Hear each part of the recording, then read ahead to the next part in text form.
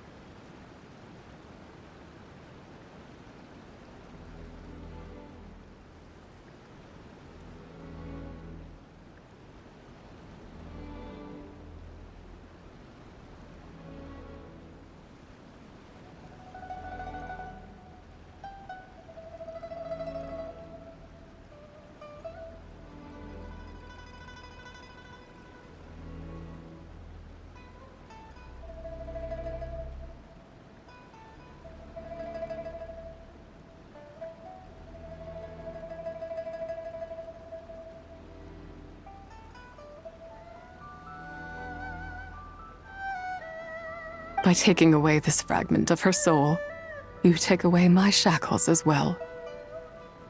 So, let it be done.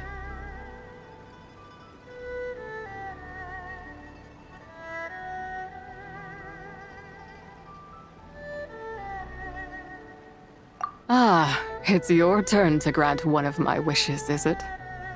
Very well. In regard to my fate, and that of Langan's fallen, I know there is little I can demand of you. However, should another raise a war banner against the heavens someday, let my name be set upon its cloth.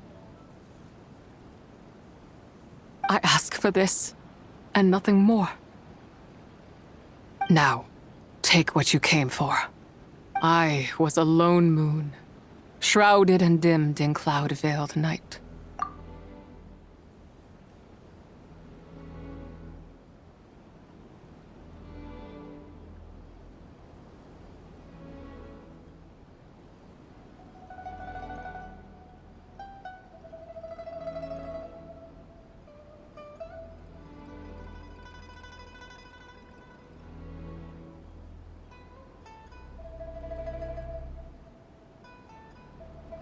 Now darkness breaks, free and unburdened. I reclaim my light.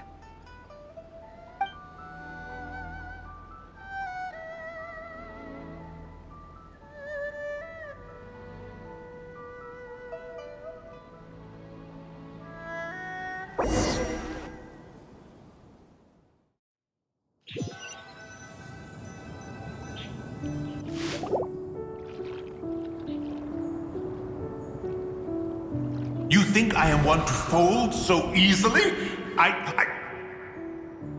Ah, young one. What brings you here? My, what exquisite mint seedlings. Was it you who planted them? I had not taken you for one so versed in the horticultural arts. I must insist that you visit Mount Hulao. There is much we could learn from one another. Ah, but this is Cloud Retainer's abode. She does not appreciate the verdant wonder that is mint. We should leave at once. If she sees us here, there is little I can do to protect you.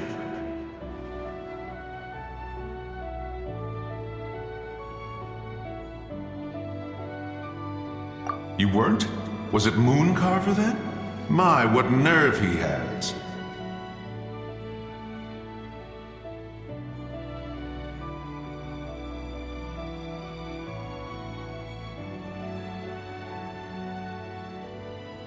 What? Looks like Mountain Shaper is back to normal. Has the matter with Zizha been resolved then? Wow, that was fast. That took, what, like, a second? A second to us, perhaps. But for the Traveler, I imagine it felt much longer than that. One's plan was most successful then. And you're all right, Traveler. You don't feel strange in any way? Well, sounds like good news all around. I'm glad this matter is resolved. What is this matter you speak of? The possession of that mortal child? The matter of Zizha may have been resolved, but there is another that is far from over. The mint you planted around my abode.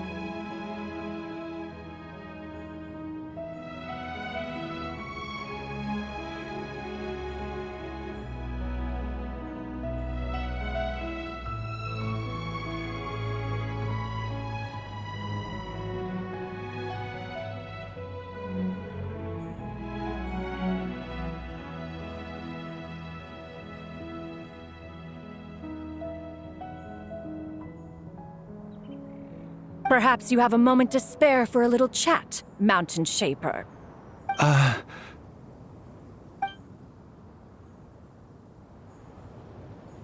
You seem reluctant to talk in detail about what happened with Zizha.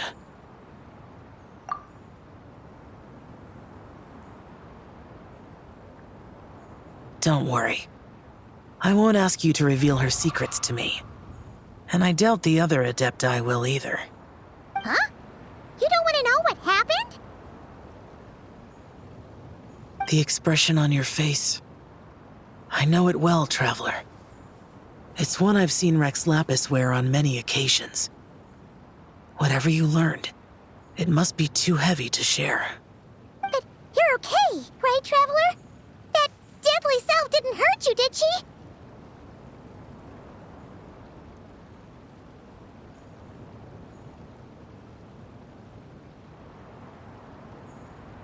Well, as long as you're not hurt, Paimon doesn't need to know anything else. Even so, I hope you feel like you can entrust me with it.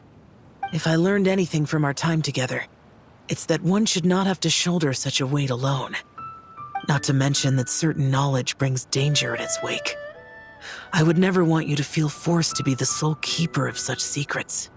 Yeah, kind of like how one person can't finish a whole slime, you know? Better to grab a bunch of friends and get it all together. Exactly! Wait, no! Paimon's just saying we've got loads of friends who'll be more than willing to lend an ear.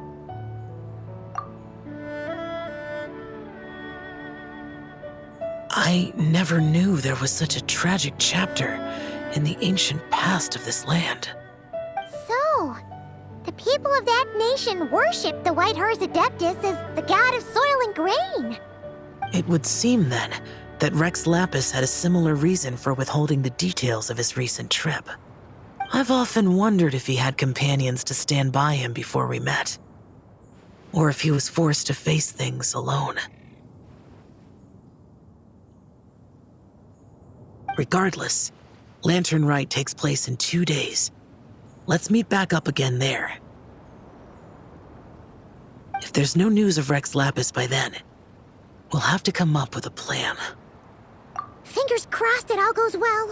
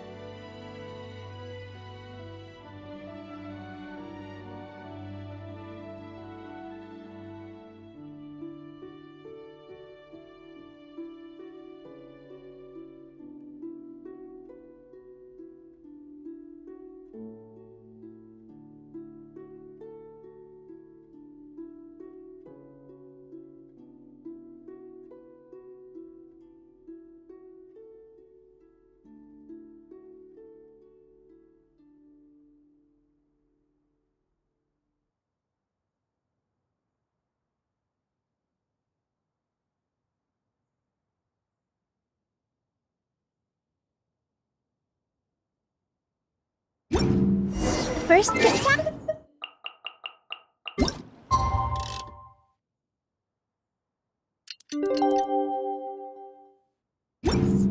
Then move like that. Yep, that's it.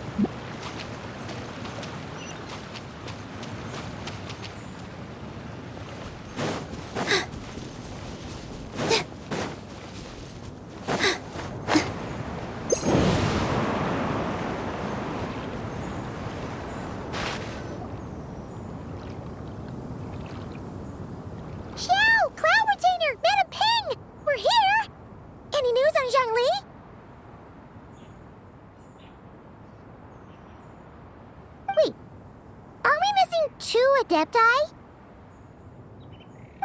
Well, Shenyun banned Mountain Shaper from Mount Outsong for 3 days.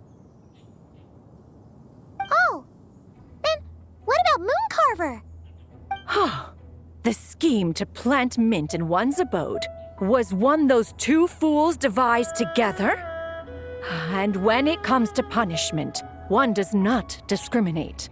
His banishment ends in 3 days as well. Wow, that's pretty harsh, Cloud Retainer. Let's get down to business. We have news of Rex Lapis. Huh? Isn't that... Yes, Rex Lapis's Geopillar. It descended from on high this morning. He must have sent it for a reason, but it does not respond to our touch. So, what does it mean? Is he in trouble? Not necessarily. It could be a message only a specific person is meant to receive. Traveler, you alone spoke to Rex Lapis before he left. Oh, so it must be for the Traveler. Give it a try.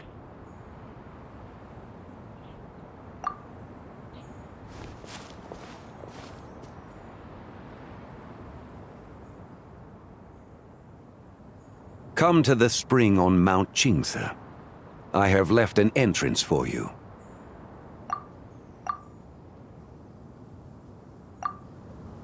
Well? Just as one surmised, it seems that Rex Lapis will not countenance our involvement in this matter. That would not surprise me in the slightest. He's always had a soft spot for the Traveler, after all. But be that as it may, we have served Rex Lapis for millennia now. In other words, I'm sure this has nothing to do with favoritism. He's probably just trying to protect us. That's right. So you mustn't let your guard down, even if Rex Lapis is by your side. All right, let's get going. We'll try not to keep you all waiting.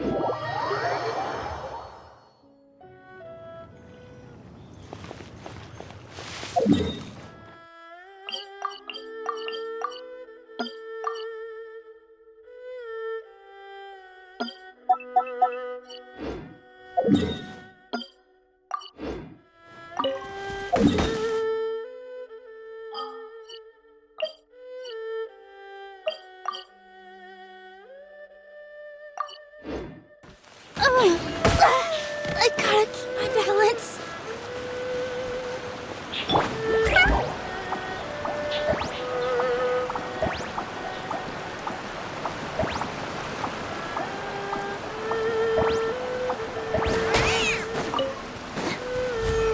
Keep your eyes peeled. He should be around here somewhere. Another test subject.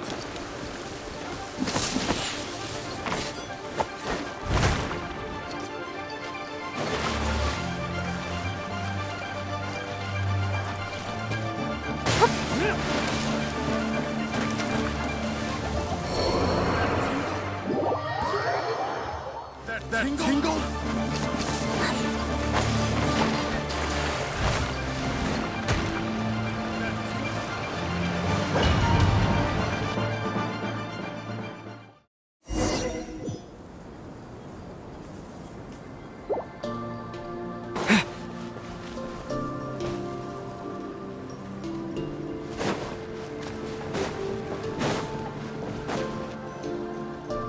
could have imagined that the once mighty Geo Archon might end up so, sitting on a humble stool in the woods, quietly weaving moon lanterns? You really do look like an old man now. This is a Shao lantern, not a moon lantern.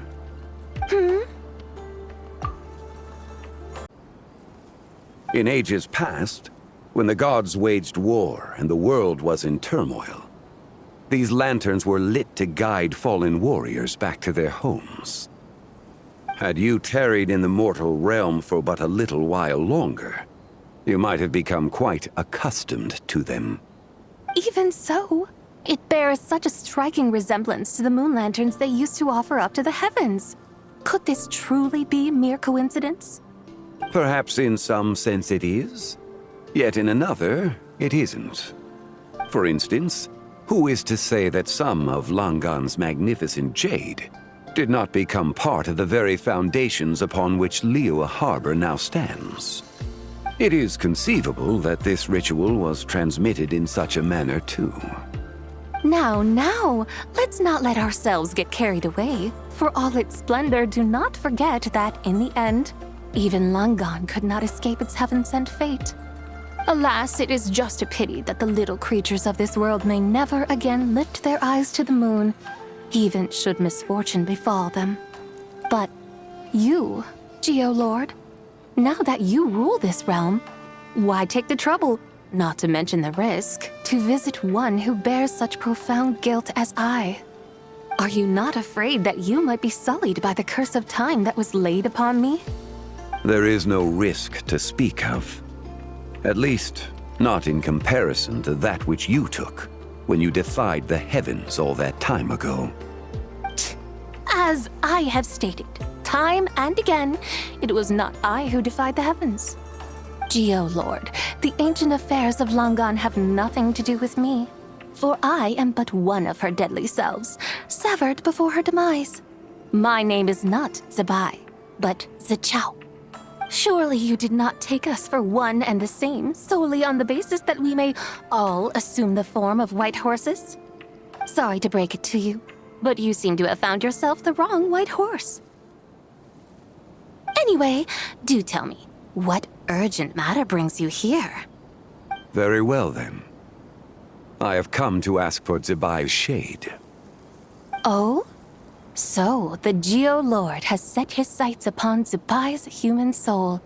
And what is it that you intend to do with it? The world outside is changing. With the new moon's birth, the confines of the shadow moon are gradually disintegrating. In other words, the heavenly soul is set to return. Consequently, strange phenomena have manifested within Langan's former domain, leading to the earthly soul's reappearance as well. The last of the trio, the human soul, is in your possession. Most intriguing. My intention is to gather all three together, so that an old friend may finally make her return. I must admit, it seems that some remarkable affairs are coming to pass in the outside world. Yet there is one thing you seem to have overlooked, Lord of Geo. Back in the day, it was you that freed me from that painting. And afterwards, I took up arms in your name. Together we first subdued Chenyu Vale, then brought peace to Mount Qingse. It was for this cause that the contract between us was made. But now that the debt has been repaid, what cause have you to expect my aid? Zebai and I have long been friends. Given not only that you were manifested from a corrupt desire within her divine form, but that you also possess a fragment of her soul, how can you purport to be the wrong white horse? I think you'll find that we are now as separate and distinct as any two beings ever were.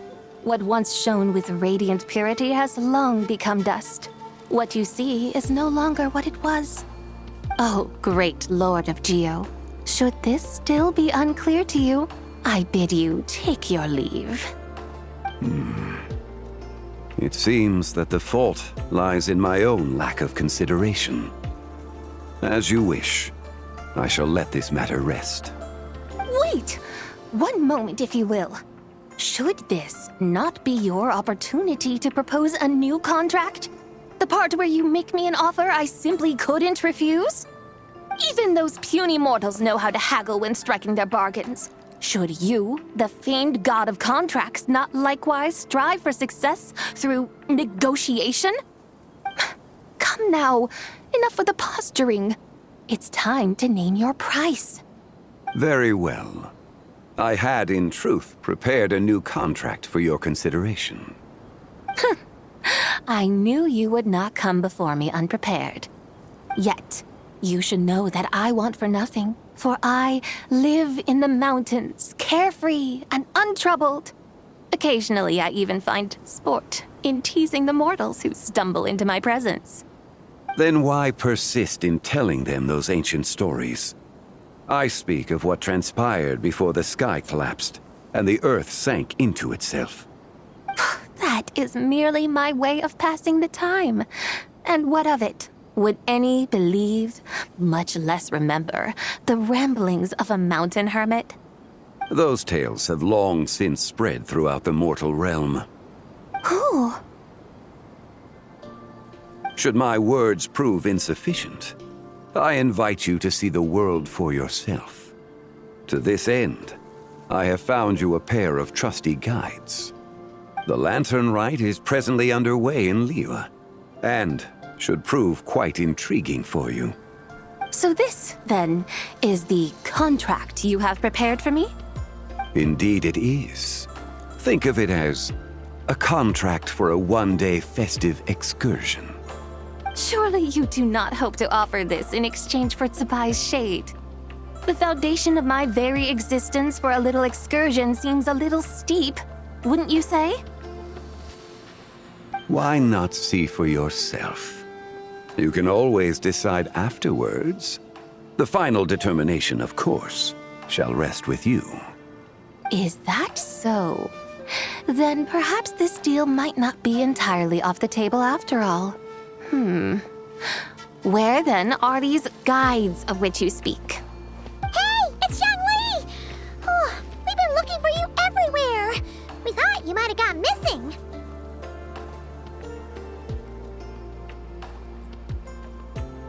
You're here. So these are my guides. Well, well. They certainly look the part, I'll give you that. Guides? Oh, you poor innocent little creatures. The benevolent Lord of Geo has sold you to me, which means that for the rest of this day, you belong to me. Sold us to you? Just what have you gotten us into, Xiangli? The situation is not quite as dire as that would sound. I ask only that you accompany my Adeptus friend on a tour of Liyue. I would suspect that depends on how well you entertain me. Entertain you? Let us start with this Liyue harbor of which I have heard so much. Nowhere is quite so fascinating as a place teeming with little mortals. How come this Adeptus sounds so different from what Paimon imagined?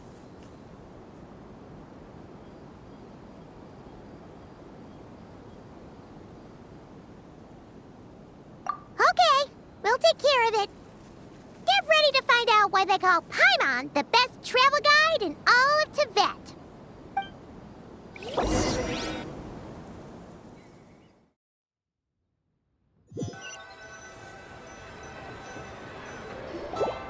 Look! We've arrived at Liyue Harbor! Not only is it Tibet's busiest port, it's also the beating heart of Liyue. So, dear Madam Adeptus, where would you like to go first? With humble fare and wine to sip, in comfort clothed and soul at ease, one eats, and all the heart's ills cease. So we're heading straight for the good stuff? Well, you're in luck, because Paimon's an expert when it comes to food. There are two main cooking styles in Liyue. Li cuisine, which is all about mountain delicacies, and Yue cuisine, which is centered on seafood. The most famous restaurants are Liyue Pavilion and Shinyue Kiosk. Oh, now Paimon's starting to drool. try them both. 2 meals back to back. Both sound like excellent options to me. Are these the kind of establishments that most people might visit on a regular basis? Not exactly. Both Li Cuisine and Yue Cuisine are known for their pricey ingredients. Definitely not what you'd call the budget options. But don't you worry about that. Just think of it as Zhang Li's little treat.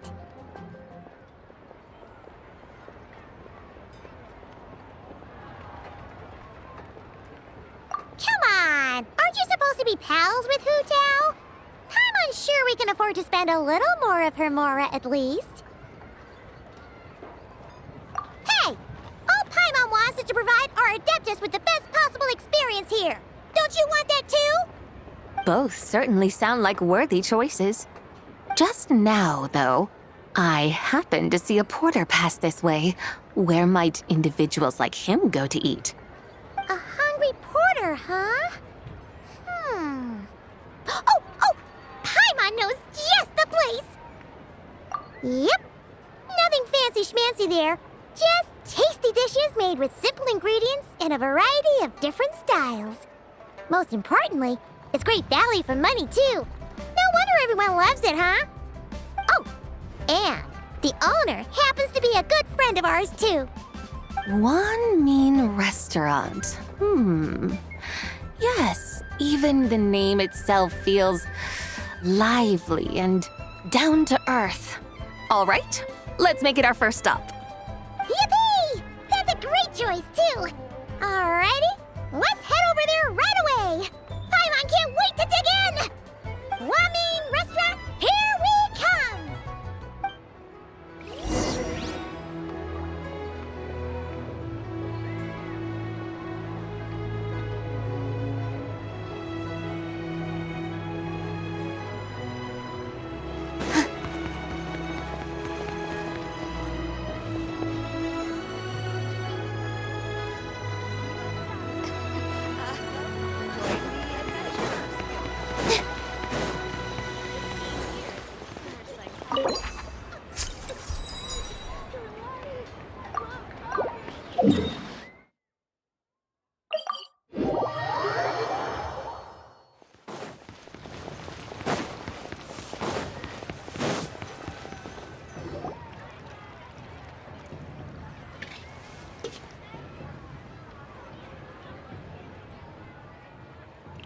Shangling! Chef Mel! We're here!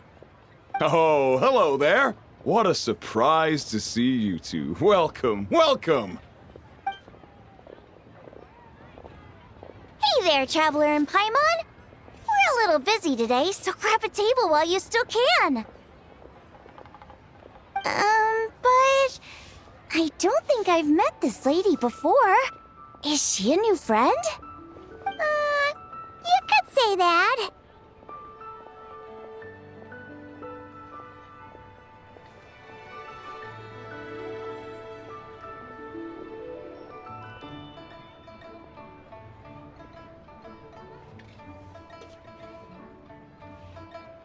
Oh, I see.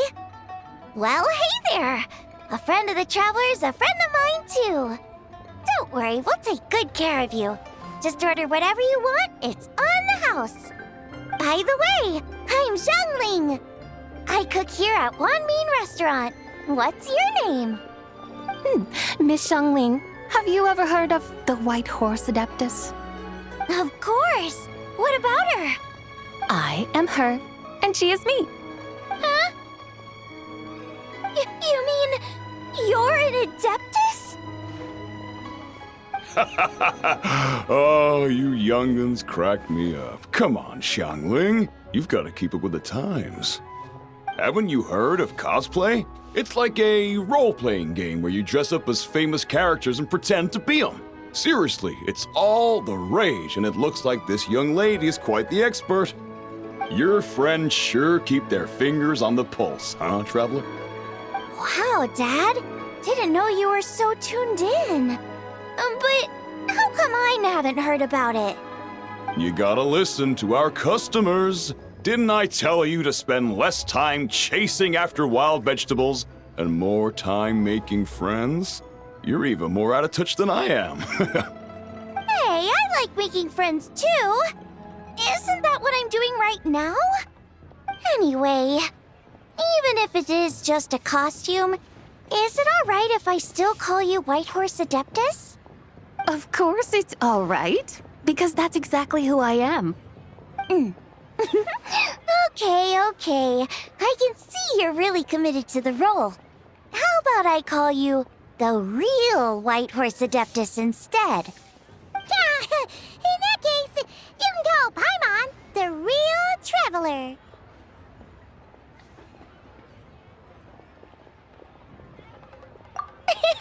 Yeah, right. You could have at least switched outfits. Puny mortals. Nevertheless, I suppose it might be amusing to indulge in your little charade for a while at least. All right, go grab yourselves a table. I'll come take your order in a bit.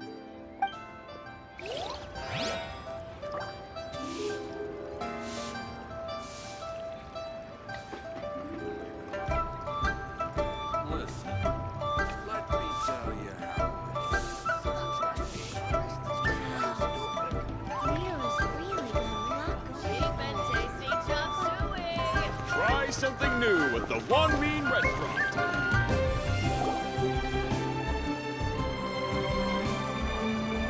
Hello. May I ask if Miss Xiongling and Chef Mao are here? Yeah, they're just over there. Wait a sec. Aren't you? So, what would you like to... You're... Hello, Miss Xiongling. It's me, Lu Xiongxiong, the one who broke some stuff here at your restaurant a few days ago. I just wanted you to know how sorry I am. I honestly don't know what came over me. Please forgive me. Oh, it's you. You really gave me a fright that day, young lady. You didn't actually get food poisoning from our black-back perch stew, right? Come on, Dad. She's come to say sorry. It's all right, Miss Lu. You must have been feeling a bit off that day. You're looking so much better now, though. Why don't you grab a table, too? This one's on the house. No, I couldn't possibly. Hey, it's totally okay. We all feel under the weather sometimes, especially when we're away from home. Go on, find yourself a... yikes. Looks like all the tables are taken. Wanna come sit with us? We've got an extra seat over here.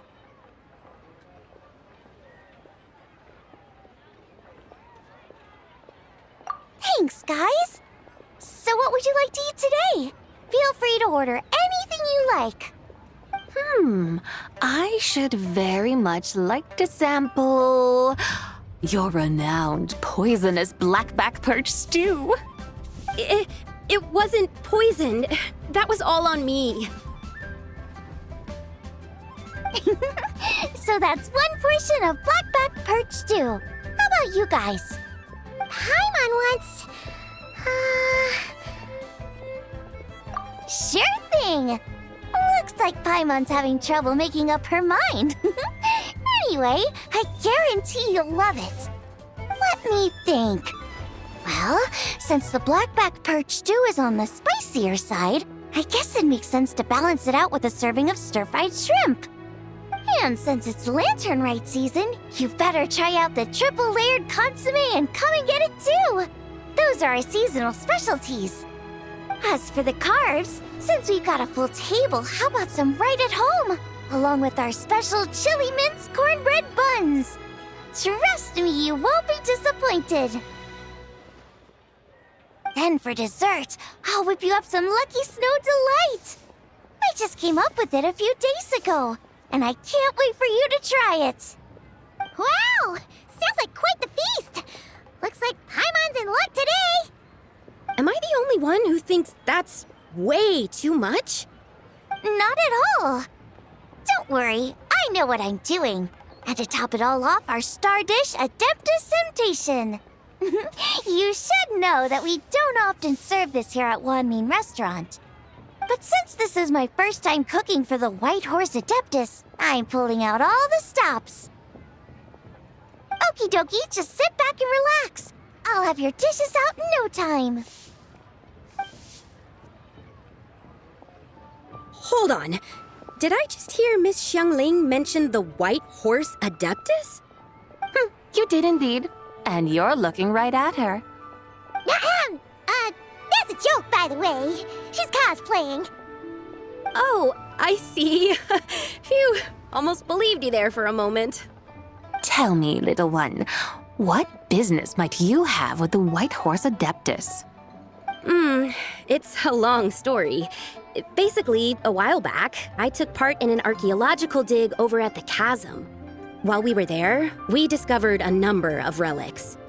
Our findings show that they date back to the era of Long Gone, an ancient nation whose people are said to have been the ancestors of some of the modern-day inhabitants of Chenyu Vale. And why might such matters concern the White Horse Adeptus? Because some of those relics not only seem to contain textual references to her, but even depictions of what she looked like. There have long been legends claiming that the White Horse Adeptus was a deity of that era, but there are plenty of other theories out there too. If I could just locate some more detailed records, I'm sure we'd be able to find out so much more. So you're into history?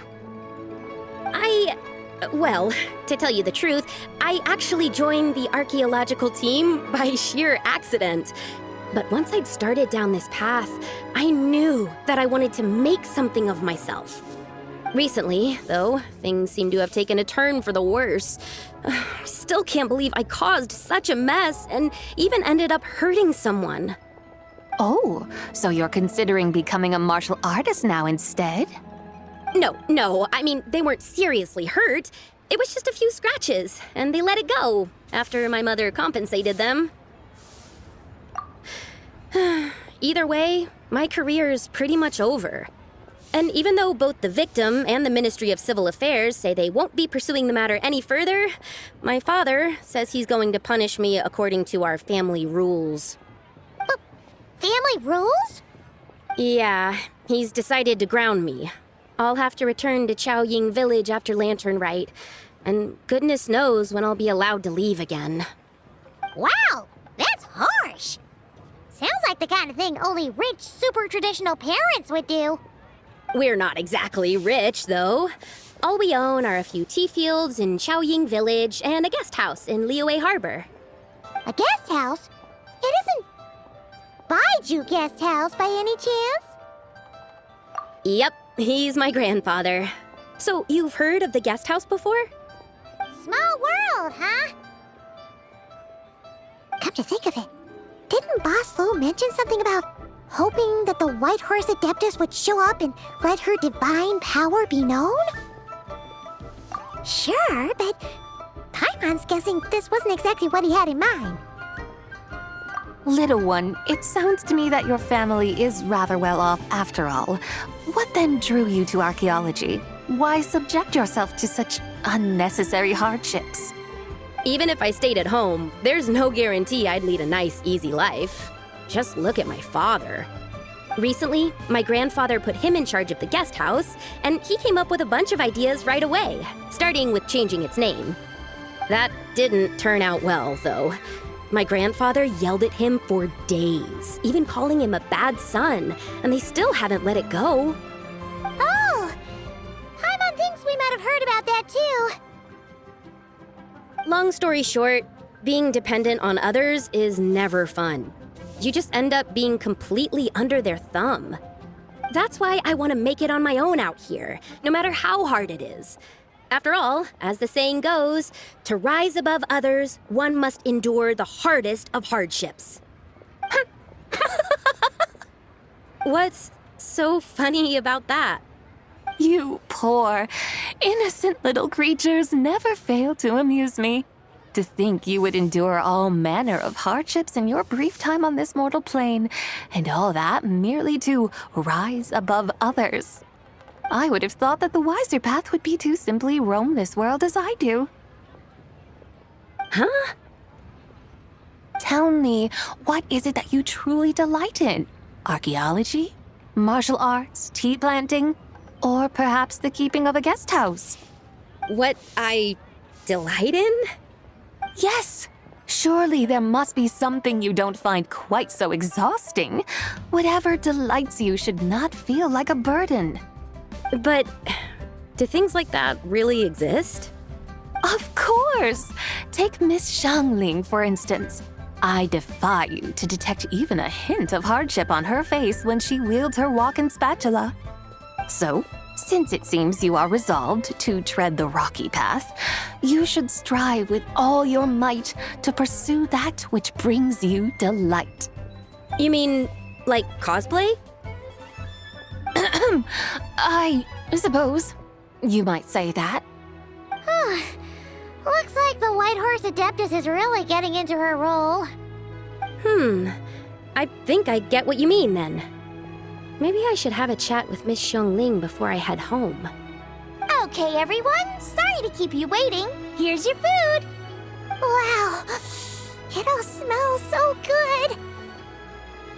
Oh, finally! I get to try that famous poisonous stew. Hey! Didn't you hear what Shang said? It wasn't the stew. If anyone's to blame, it's that other you. What's up? How fiercely this mortal fare burns upon the tongue!